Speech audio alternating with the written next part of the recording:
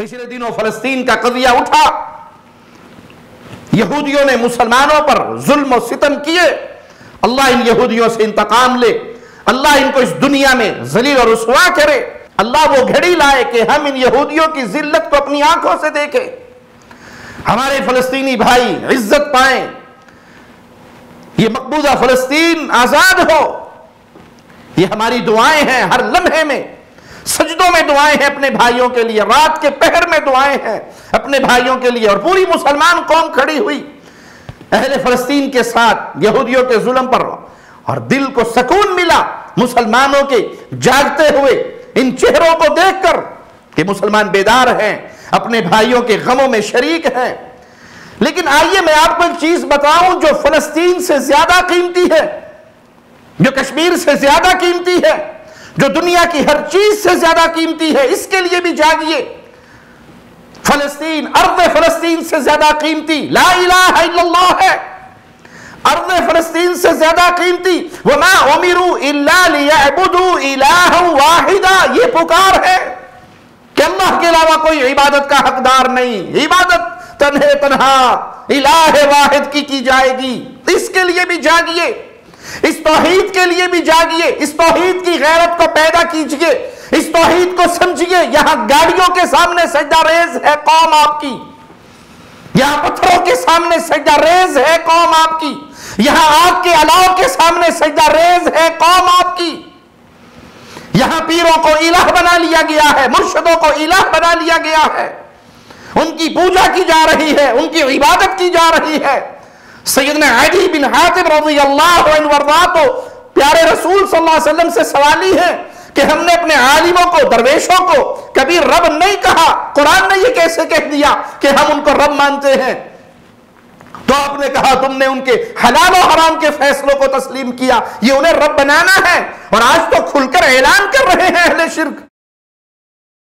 لوکی ارشا اتے لب دینے رب بوری والے دے اولے آ بیٹھا، لوکی عرش دے اتے لب دینے، عرش دے اتے لب دینے، لوکی عرش دے اتے لب دینے، عرش دے اتے لب دینے، عرش دے اتے لب دینے، لب دینے، عرش دے اتے لب دینے، رب بوری اولے آ بیٹھا، میں پاؤنی ہے دھمال نوری بوری گاڑے، میں پاؤنی ہے دھمال نوری بوری گاڑے۔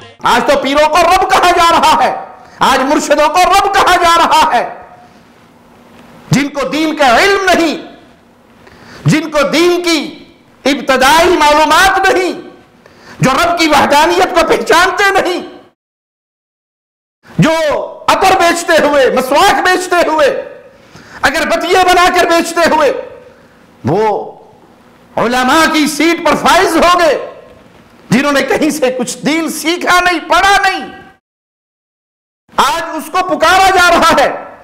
کبھی ہم روکتے تھے کہ بھائی پکار صرف اللہ کے لیے، دعا ہو عبادہ، یہ پکار عبادت ہے، لبیک اللہم لبیک۔ لوگوں نے کہا نہیں لبیک یا رسول اللہ، ہم نے روکا کہ یہ شرک ہے۔ لوگوں نے کہا لبیک یا حسین، ہم نے روکا یہ شرک ہے۔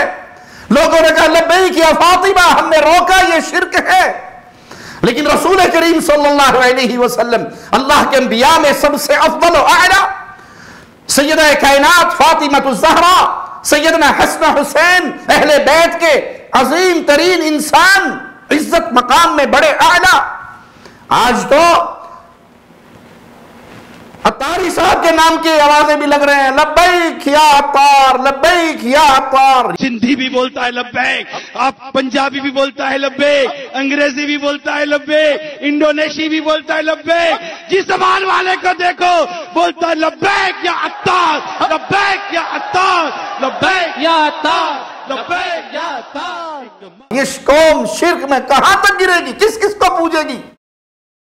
وَمَا أُمِرُوا إِلَّا لِيَعْبُدُوا إِلَٰهًا وَاحِدًا۔ اے میری قوم، تمہیں تو پیغام یہ ملا تھا، تمہیں تو آواز یہ ملی تھی، تمہیں پکار یہ دی گئی تھی، تمہیں دعوت یہ دی گئی تھی کہ تم پابند ہو الہ واحد کی عبادت کے، لا الہ الا ہو سبحانہ عما یشرکون۔ اس الہ کے علاوہ، الہ برحق کے علاوہ کوئی الہ برحق نہیں، وہ پاک ہے اس شرک سے جو تم اس کے ساتھ کرتے ہو۔